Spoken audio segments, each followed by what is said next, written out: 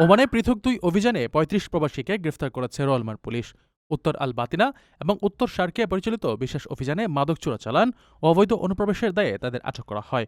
এ সময় বিপুল পরিমাণ মাদকদ্রব্য উদ্ধার করা হয়েছে। ওমান পুলিশ জানায়, দেশের সীমান্ত সুরক্ষা ও শৃঙ্খলা বজায় রাখতে উত্তর শার্কিয়া পুলিশ কমান্ড বিদিয়া প্রদেশের বিভিন্ন স্থানে বিশেষ অভিযান পরিচালনা করেছে। অভিযানে ৩২ আফ্রিকান নাগরিককে আটক করা হয়। আটককৃতরা যথাযথ নথিপত্র ছাড়াই অবৈধভাবে ওমানে প্রবেশ করেছিলেন। পরে তাদের সবাইকে আটক করে প্রয়োজনীয় আইনি পদক্ষেপ গ্রহণ করা হয়। অন্যদিকে উত্তর আল বাতিনা পুলিশ কমান্ডের স্পেশাল টাস্কফোর্স ইউনিটের এক যৌথ অভিযানে ৩ এশীয় নাগরিককে গ্রেফতার করা হয়েছে।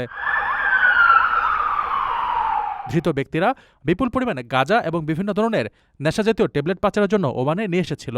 ওমান পুলিশ দেশের নিরাপত্তা রক্ষায় এবং মাদক ও অবৈধ অনুপ্রবেশ রোধে এ ধরনের অভিযান অব্যাহত রাখার ঘোষণা দিয়েছে। প্রবাসীদের জন্য নির্মাণ হচ্ছে দেশের প্রথম স্মার্ট সিটি, যেখানে থাকছে স্কুল, মসজিদ, হাসপাতাল, সুইমিং পুল, হেলিপ্যাড, পাঠাগার, জিম, সুপারমার্কেট, শিশু পার্ক সহ সকল নাগরিক সুবিধা। মাত্র ৩০ লাখ টাকা বিনিয়োগে মিলছে আকর্ষণীয় ফ্ল্যাট। প্লাটিনাম ইনভেস্টরদের জন্য ঢাকা বিমানবন্দরে ভিআইপি প্রোটোকল সুবিধা। বিস্তারিত জানতে যোগাযোগ করুন স্ক্রিনে দেয়া হোয়াটসঅ্যাপ অথবা ইমো নাম্বারে।